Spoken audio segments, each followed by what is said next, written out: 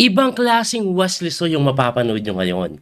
Kadalasan po kasi sinasabihan si Wesley, boy tabla, mahilig sa tabla, pero sa pagkakataong ito, talagang pipilitin niya yung laban. At ang matindi, ang kalaban niya ay hindi mahinang manlalaro. Walang iba kundi si Nurbeck Abdusattorov ng Uzbekistan na kung saan former World Rapid Champion po yan. Tinatalo niya si Magnus madalas. Anong nangyari sa laban? Panoorin niyo po ng live and then after the game, re-reviewin ko sa inyo, explain natin yung mga kakaibang tira. Bakit ginawa? Enjoy! At ayan na nga po, Knight F3 ang tinira ni Wesley. Ay, ginaya ni Wesley yung tira ni Gukesh. Aba, pero kami na-approach ni Noderbeck. Natma ko lang, Kunat lang, pareho kami ng tira ni Noderbeck, ha. Pwede kong gayahin yan, ha. Kia yung magiging setup ni Wesley. Ayan, castling, Knight D2, E5, Rook E1. Ganyan gagawin yan, H4. Commonly na ginagawa yan, castling. Tingnan natin, Kia ang approach, pero Knight E5 immediately. Wow, a little bit different from what I'm used to. Siguro gusto mag E5 without doon, tapos mag F4. Tingnan po natin what will happen. Ang aga ng talon, kaya umatras agad to prevent yung mga idea ng E5 with a threat, pero tinuloy pa rin ni Wesley yung E5, E4 pala. Mali-mali ako notation, pero E4, yes. C6, napakakunat lang. Pareho kami ng opening ni Noderbeck, Knight, ako yun lang kami nagkaiba kasi dito ako Tapos Knight A6. Pero this was Knight D7 immediately. Siguro dahil naka Knight E5. I think that's the difference. Kasi naka Knight E5, so hinamon. Knight takes D7 na yan, gaganon lang. Solid lang po talaga yung mga ganitong opening. Yan. Ginagawa na A5, A3 lang para pagka A4 mo, B4. These are typical setups sa mga ganitong klaseng opening. Mabilis tumira si Wes,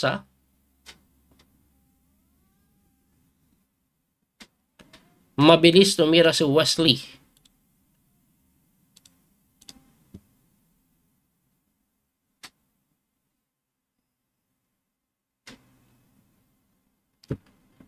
Napapaisip si Nurbeck kung anong gagawin niya.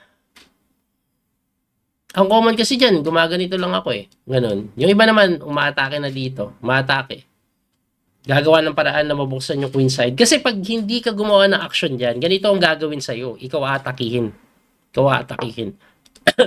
Pinalit. Yan, sinara. Isasara naman talaga yan Nagtaka lang ako bakit ginanon pa, Tapos mag-F4. Kinimuban muna, F4, para wala yung mga ganon.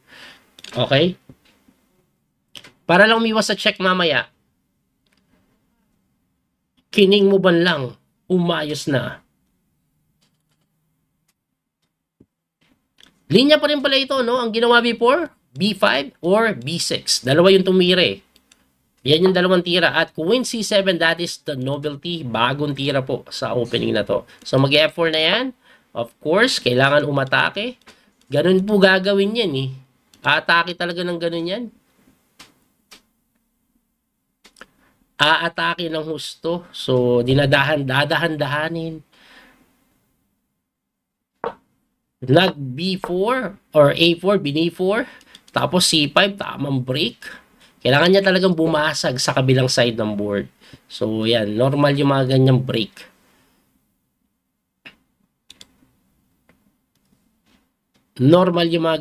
Mabilis si Wesley, Pero medyo napaisip siya. Ganda kasi ng C5, So, usually dapat itutulak mo Pero, worth it ba na itulak ngayon? Kasi magna-Knight B6, C4, tulak na ganon. Kinain ni Wes, hindi niya tinulak, hindi niya sinara, binuksan niya. So, anong babawi? Kabayo ba? O Reyna? Pwede din Bishop. Ang magiging play, tatargetin to ng gusto Queen ang ginawa.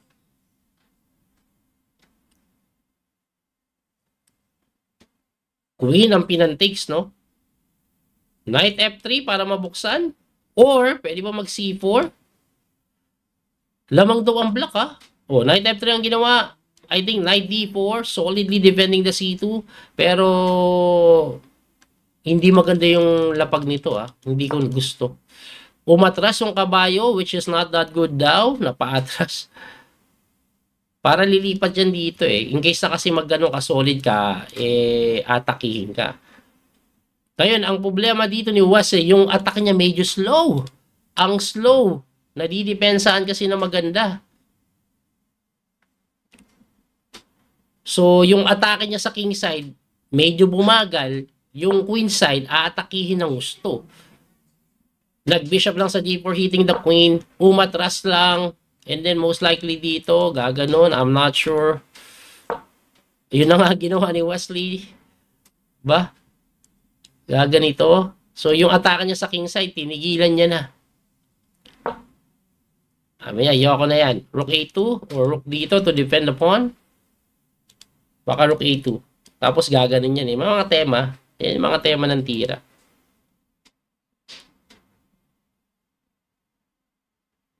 Nag-isip pa rin si Wesley. Rook to b2 ang ginawa, hindi a2.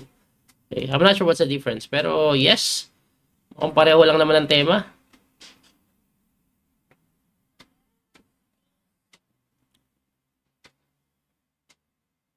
Nag-isip si Noterbeck. I just wanna give you an update.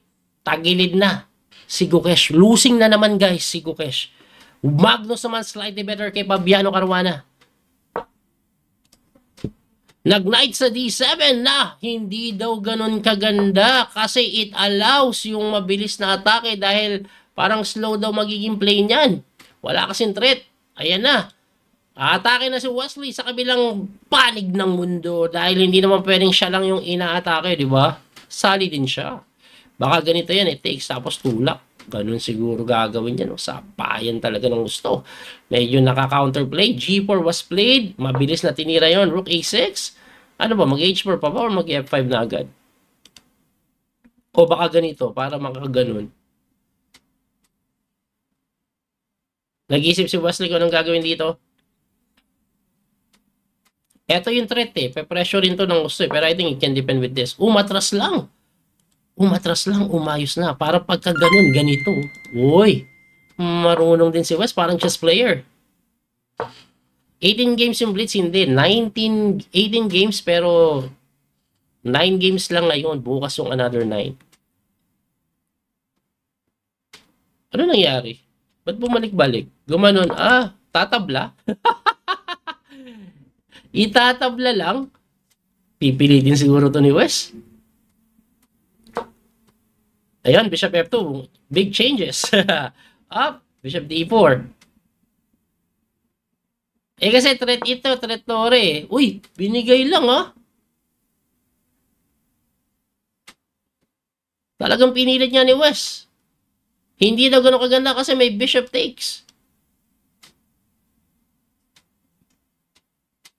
Wow, ang tindi kasi na Bishop takes, pagka ganun mo, capture lang dito. Pagka takes mo, takes na naman. Tapos tutulak to. Tapos Bishop dun.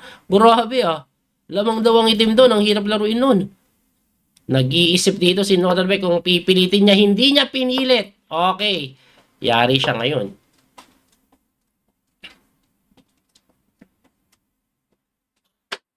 Yari siya ngayon.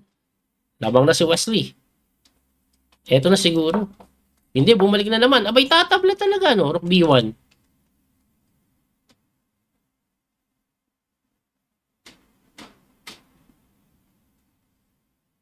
Rook B1? Is that possible? Hindi, Bishop D1. Wow, Pinipilit ni Wesley. At yun na, ginawa niya na yung sinasabi ko. At wala nang tablang pabalik-balik ka dyan. Aatakihin na kita ng walang aus. Walang aus. Walang aus, walang awa. Anyway, pinipili talaga ni Wesley, lamang din siya sa oras ng 1 minuto. Update ko lang kayo, losing na si Gukesh kay Duda. Samantalang Magnus Carlsen winning kay Fabiano Caruana. Pag natalo si Gukesh, dikit na po sila sa puntos ni Duda. 0.5 ahead na lang yan. F5 na, atake na, let's go! Atake de pataranta. Kinain. Teka, libre nga naman yun. Pero it turns out yung takes hindi maganda yun dahil makukuha yung open file. Oh my gulay, makaka-counter daw. Ito pong si makaka-counter daw. Tinakes. Makaka-counter. Dapat to hindi pina-counter play.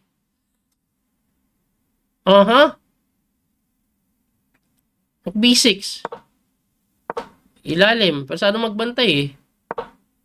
Queen F8. That's a very weird move, no? Pero F5. Atake. Atake de pataranta. Oy, dumipensa si West kasi kinaatake. Tama nga naman.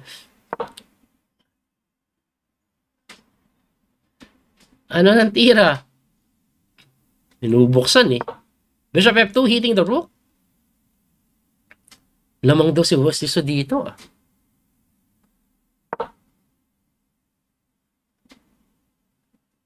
Lamang daw si West. Ayan, makukuha kasi yung file eh.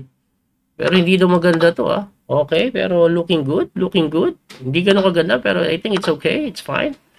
1 pawn up si Wesley. 1 pawn up mga sir. 1 pawn up. Lamang siya ng pawn. Rook C6 was played.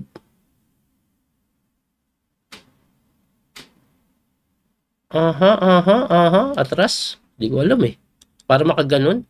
Hindi, may kain dito kasi. Yan yung threat eh. So, kailangan gumalaw ng Reyna. Saan pupunta? Yan ang tanong. Yan ang tanong. Queen B2. Okay. Umiwas sa Bishop takes D3. 1 pawn up si West dito. Pero ang hirap ng position. Promise. Rook A2 to defend the pawn. Walang ibang tira. Hindi pwede dito kasi may Bishop takes.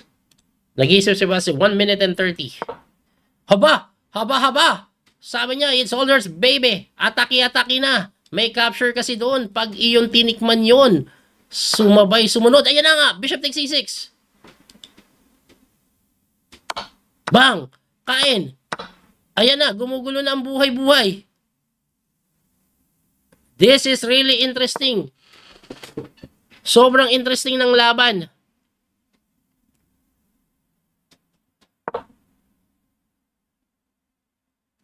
Ang gulo ng laban.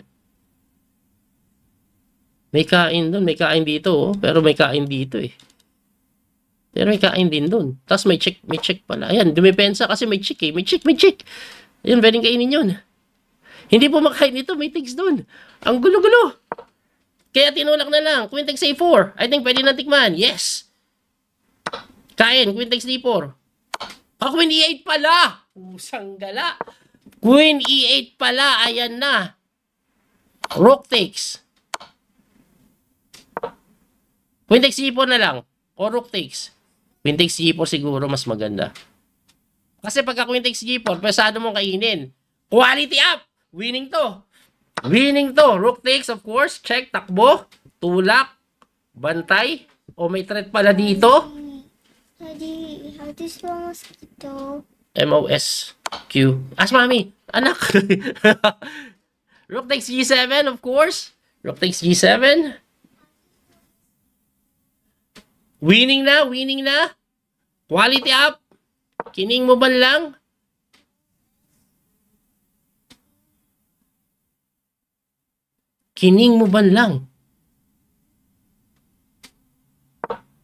Ang hirap makita ng F5 na tira dun. F5 na yung ano pa na. Ay! Akala ko may talo eh. Yun lang. Baka makatabla pa. Baka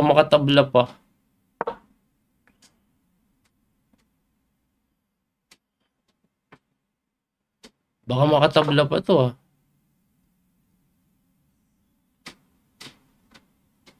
Baka makatabla. Teka lang ah. Kasi ganda ng paspon eh. Winning na, meron baka makatabla eh. Si Magnus. Talo na po si Kukesh. Update ko lang kayo. Magnus panalo din.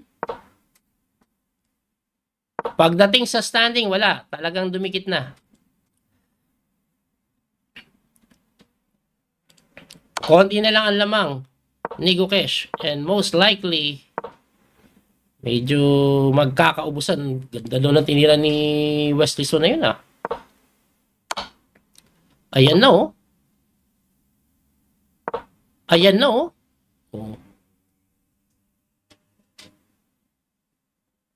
Winning na daw, Check. Pin.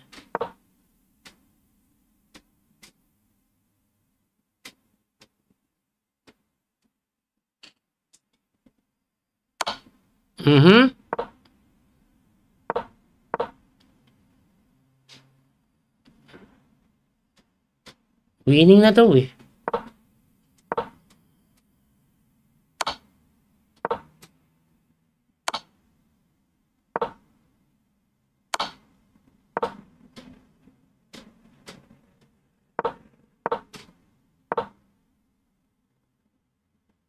Winning na daw.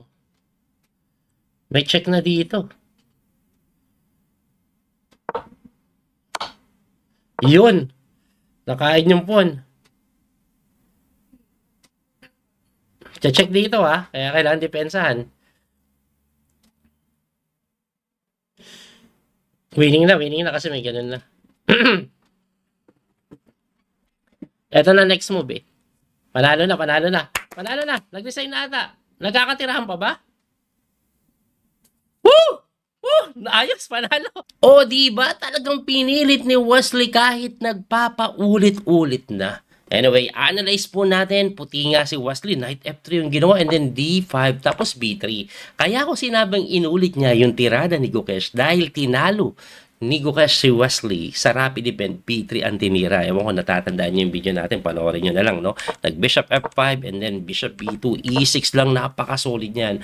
Ang setup niyan parang London system na napakakunat. So pagka H6 para makatakbo yung bishop lang po sa G2, Knight F6, D3, nag-Bishop E7, nag-Knight E2. Well, ang London system po is Bishop dito dapat Pero pag naka G3 kasi, sa E2 lang nilalagay yan. Kasi walang masyadong tulong yun doon. At least pag nasa may E7, pwede dito lumipat later on. Nag-castling lang, and then after castling, Knight E5 agad. Na nakakasupresa, usually dapat castling mo muna, pero ang aking po nakita, gusto niya po makapag-E4 para kasi mabuksan niya suporta yun Anyway, umatras agad, inanticipate niya yung E4, pero Wesley, E4 pa rin na tinira ng C6 para solid na. Pagka C6 nag-castling and then Knight BD7 develop. Ang sinasabi ko sa laro, ako kasi dito ko gusto niyan and then dito pupunta, ganon. Dahil yung D7 na square, actually para po yan dito sa kabayo later on. Kasi magkakatulakan yan Pero, since maaga po yung Knight E5 ni Wesley, I think Knight D7 is okay. No? At ang ginawa nga ni Wesley, kinapture po yan, Knight X. Ganon din pala nangyari. Diba? So, pagka-exchange po, nag-Queen E2, typical development ng Reyna sa ganyang klaseng posisyon, nag-A5 na. So, parang ganun din pala yung gagawin ni Notterbeck. Pagka-A5, nag-A3. Ang purpose po niyan, kasi A4 talaga gagawin, bubuksan yung A-file. Ngayon, pag nag-A4 ka, isasara.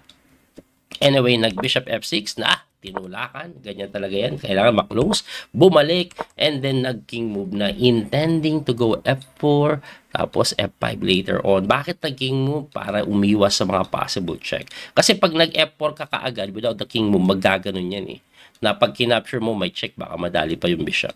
Okay? Anyway, nag-Queen C7, hitting the pawn, na tinirahan na nga ng F4, tapos A4 na itinulak lang sa B4. At pagkatira po ng B4, C5, napakagandang tira.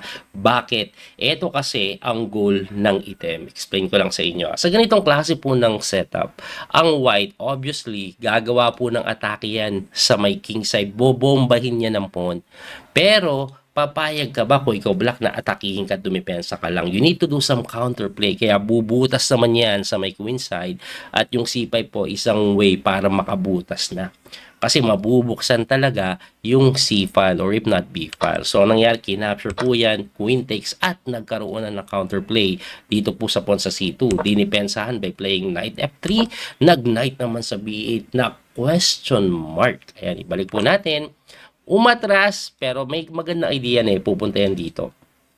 Bakit niya kailangan pumunta doon? Kasi yung knight po sa D4, napaka-solid, completely depending the pawn. Pero sabi ng engine, mas maganda daw mag B5 na immediately. So, siguro ang engine ako lang to para gusto niya po dito, tapos tulak, tapos gano'n. Anyway, nag-knight B8 na nga, na sinagot naman ng Bishop D4. Di Wesley, hindi din daw ganun kaganda, medyo slow daw yan. Kasi ang pinapatira po ng engine is G4. Bakit daw siya slow? Kasi aatras yung Reyna, and then next move ito, mapapagalaw ka na naman. Anyway, nag-rook lang po yan sa B1 na sinagot ng rook to C8, hitting the pawn na dinipensa ng rook to B2, at sabi po dito ng engine, slightly better ang itim. Anyway, nag-knight to D7 naman yan na hindi na naman daw tama. Ibalik natin ang pinapatira dito immediately. B5. B5 daw. Kasi yung tiradang knight dito, medyo, ano yan, slow. Kung baga, nagsayang ka ng maraming tira, eh, no? Kasi kanina nandyan na yun, inatas mo, tapos binalik mo. Pero ano bang punto niya? Aba, gusto niya pong i-prevent yung mga sundot doon. Kasi pag nag-knight C6 ka, susundutin ka. Kaya ayaw niya mangyari yun. Anyway, Wesley So, nag-G4 na. Yan na yung counterplay sa may king side na sinagot ng Rook A6. Ito trip nyo. Astig din no? Anyway, nag-bishop sa may F2 na sinagot ng Queen to C3. At dito na nangyari yung pagbalik, bumalik, pagbalik, bumalik na kung saan Wesley So hindi tinabla, nag-rook sa A7. Ang best move, Bishop D4 at mauwi sa tabla. Equal. Pero pinili ni Wesley pilitin by playing Rook A2. Nasa na yung mga tumatawag ng boy tabla? Ang threat ni Wesley yan ganito. Kasi, kaya po nagbi-Bishop D4, ayaw po itong matrix. Ngayon, pag kinapture mo yan, may bawi doon. So, sabi ni Wesley, gawin na nga natin yan. Sige, bigay na natin. Pero, alam nyo ba, itong si Abdo Satorov, hindi niya tinira yung best move na i-takes at makipagpalitan. Yan ang best move Kasi magkakapaspon. For some reason, kinabahan din siya. Ang ginawa niya, nag-B6 dumipensa. Thinking, ganun din naman, kakainin ko na yan next move. Depensa ko muna yung pawn sa may B. Anyway, pagkatira ng B6, mali pala yan. Kasi may Bishop D4, bumalik, bumalik, bumalik. Aba, sabi ni Abdo, tabla na lang tayo, Brad. Ibigay mo na. Pero Wesley, Bishop D1. Napabalik and then nag-bishop lang sa may F5. So, big improvement ang ginagawa ni Wesley. Di pala Bishop F5, Bishop H3, supporting the F5. Ayun na, mali ako nang sabi. Anyway, nag-B5 dyan si Abdo Satorov. Ang pinakapunto niya dyan, pupunta yan dito dilipat. Tinanggal niya yung harang. Ngayon, ang tanong libre yan, na kinain ni Wesley at nakita nyo naman yung nangyari, no? Ang tamang tira pala, wag mo daw i-takes yan, F5 immediately. Gumawa ka ng atake dito sa kadahilanan na pag kinapture mo yan, yes, one pawn up ka. Kaso pagka Rook B8, ayan na. Yung tore mapipilitang ipalit, capture, tapos persado ka magbantay sa ilalim. Naging passive yung reyna. Hindi kasi ito pwede dahil papasok dun At tandaan, yung tore na yan, BC nagdidepensa doon. So pagka Rook po sa B6, ayun na. Slightly better pa daw po yung item. Anyway, pagka Rook B6 napilitan. And then dito, for some reason, tumira ng kakaiba. Ito pong si Abdo Satorov. Nag-Queen F8. Ang threat niya, malinaw, eto. Pero kakaiba siya kasi medyo naging passive yung Queen. Dahil pagkatira niyan, pwede naman palang depensahan yan ng Queen C1. Ibabalik ko lang. Ang tamang tira daw ni Abdo, lalamang siya is to stop the attack sa may king side by playing G5. Yan pala yung maganda. Kasi pagka takes, eto po problema, weak. Diba? Anyway, balik po tayo doon. Ang ginawa na nga po yung nag-Queen F8 na dinepensahan Queen C1. Tapos, nag-F6, ayun pa, isa na namang problema yan. Kasi pagka F6, tinirahan lang ng Bishop F2 ni Wesley hitting the Rook na napatakbo at pagkatakbo, tumira si West ng Bishop D4 question mark. Ibalik natin ang tamang tira daw po is to capture. Ngayon magtataka kayo, di ba coach, pagka-capture mo, Bishop takes, hitting the Rook, gagalaw ka. Yes, gumalaw ka lang. Ayan, kuha mo yung pal. Talaga naman kailangan mo nang gumalaw Umalis naman kasi yung Bishop dito Ayan O ngayon, pag bumalik siya, tatabla ba? Hindi, counterplay. Ayan na, taki ka na doon. Diba? Yung capture dito mukhang maganda, pero after Queen to E1, saan pupunta yung kabayo? Yan yung tanong. Saan pupunta? Pwede siguro depensahan ng ganito. May sagot na Queen lang dito. Ang gulo ng engine. Alam niyo kung paano, ba't naging maganda to? Dumipensa ka lang Anong plano mo? Later on po kasi, mamumblema siya dito. Ang daming way para atakin yan. Unang-una, pupunta yung reyna dito, pang, sa pool.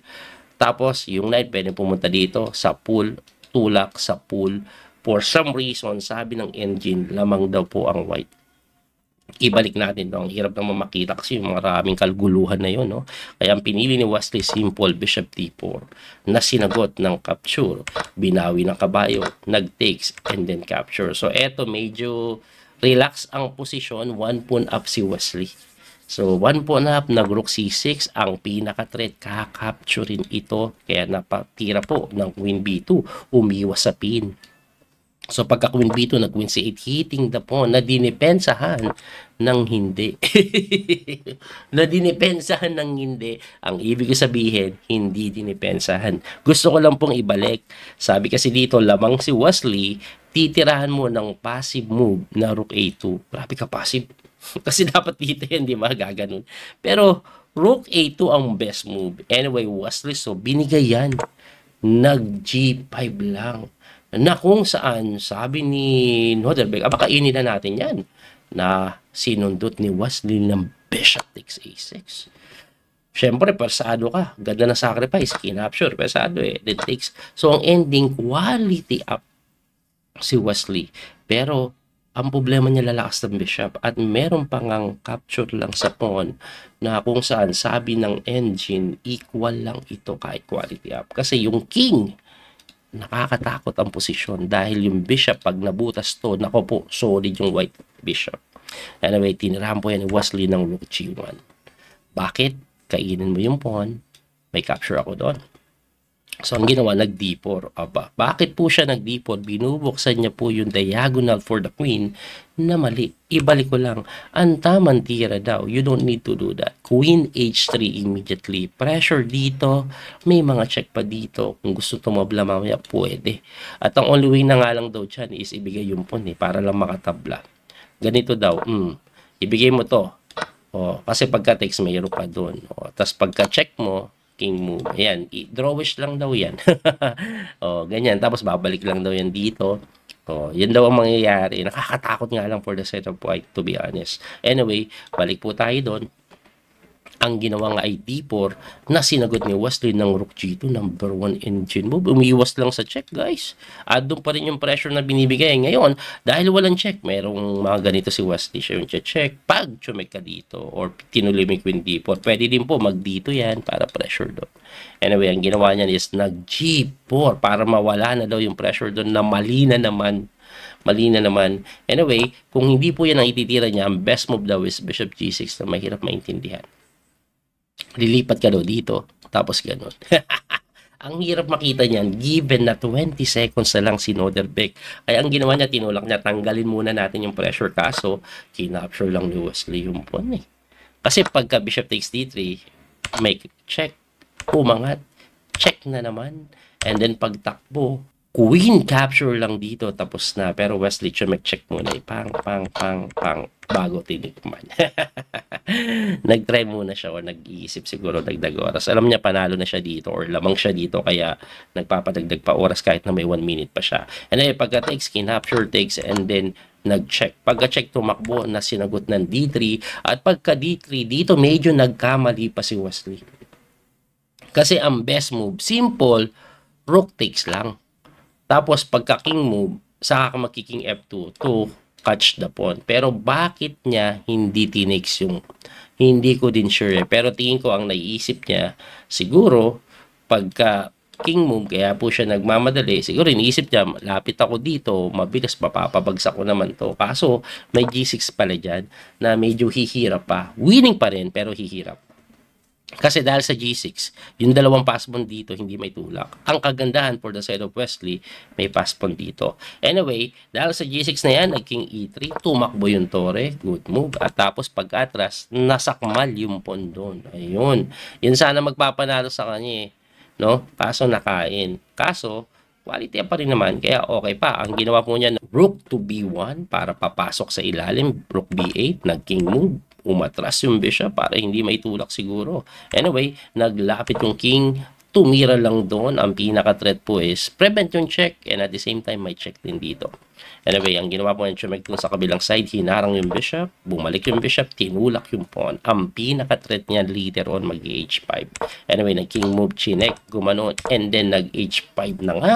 Ang ganda ng tira. Dahil magkakapass pawn, hindi po pwedeng kainin, makakain yung bishop. Kaya nga ang ginawa niyan is nag-bishop f8 na sinagot ng check, tumakbo, and then pinin po yung bishop. Bakit po pinipin? Ito yung threat.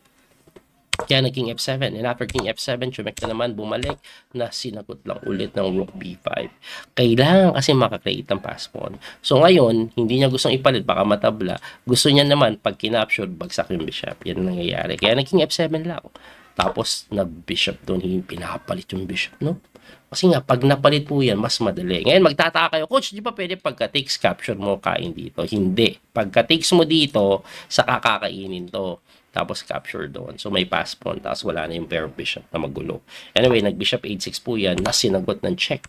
Umangat, chinek na naman. Umangat, ended, chinek na naman. Pabalik-balik. Kasi walang oras si Wesley. Pareho sila, 13 seconds. Nag-rook B6 lang bigla. Threaten yung pawn na dinepensahan. Hindi po makain no, kasi may kain doon. Pagka depensa, napakagandang bishop c3. Ayun na, napipilit na kasi may mga dito na po pwede nang kainin bigla So ang ginawa niya, nag bishop f8, kinapture na hindi mo matakes kasi pag kinapture mo po yan ng bishop, ang mangyayari rook f6 check. Saan ka pupunta? Dito, tirahan ka lang po kahit f5 lang daw. Saan pupunta to? Pupunta dito, rook to b6 check, iilalim ka, tapos kahit king f4 lang, walang yan, no? Nakuha ko na yung tema niya, tapos gaganon dito, ganon. Natrap kasi yung bishop. Anyway, balik tayo doon. Ang ginawa is the king g8 na sinagot ng bishop d4 at nag-resign na po si Noderbek. Bakit po siya nag-resign? Unang-una ang bishop d4 to prevent po yung check, no? Tapos ang next move po niyan is hahatawin yung bishop. Pag umalis yung bishop, pag sakto. So ibig sabihin, quality up ka na, may dalawang pawn ka pa. Kaya nga po naparesign na lang. Ito siguro gagawin. Walang magawa no?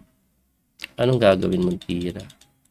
To, to prevent dito. Rook B8 Pagkabalik mo, tulak Wala pala, sugswang na pala talaga, no? Kasi pwede din to, alis ka, dito, mate. Ubus talaga. At dahil sa panalo ni Basiso na yan, napabilib na naman po tayo at nagtuloy-tuloy nga yung kanyang magandang performance to the point na nag-second place pa siya. Pakita ulit natin yung standing. Paulit-ulit tayo dito. Ayan po. Second place, champion si Magnus. Third si Gukes. Yan po ang nangyari. Grabe, no? Diba? Nagpilit! Boy tabla kayo ng boy tabla. Siyempre, natatabla pag sobrang accurate ng kabilang side. Pero si Wesley, marunong magpilit yan. Nagpipilit din yan. Sana tuloy-tuloy talaga yung laro ni Wesley ganyan para lagi tayong masaya. Abangan nyo po yung mga parating na tournament niya. Ito po, ipakita ko Freestyle Chess Grand Slam Las Vegas. Grabe yung lineup. Tingnan nyo po yung players. Andyan si Magnus, Nakamura, Fabiano Caruana, Lebon Aronian, Arjun Elgaisin, Noderbek ulit, Dominguez, Matsudlo, of course, Wesley So, Vincent Kamer, Nepo, Pragnanana, Hans Niemann, Bibi Sara, Sindarov, and Bidit Gurati. So, random chess po yan na kung saan scheduled to be played on July 16. Yun po ang mangyayari. So, abangan po natin sa Las Vegas gaganapin. So, I'm not sure kung may time tayo para mag-live stream. Pero, tingnan na lang natin kung anong oras yan. Anyway, muli ito po yung Coach PD Master Daniel Causo. Abangan nyo po yung mga video natin na paparating. May bago akong series na gagawin Tuturo ako ng opening. Papakita ko na laro and then I will explain completely bakit gano'n and ganyan para matuto kayo sa mga opening. Hanggang sa muling pagkikita. Abangan nyo po yan. God bless po mga kabiyahe. Don't forget to like and share, follow and subscribe. Bye-bye. That little mouse, 'cause I'm an albatross.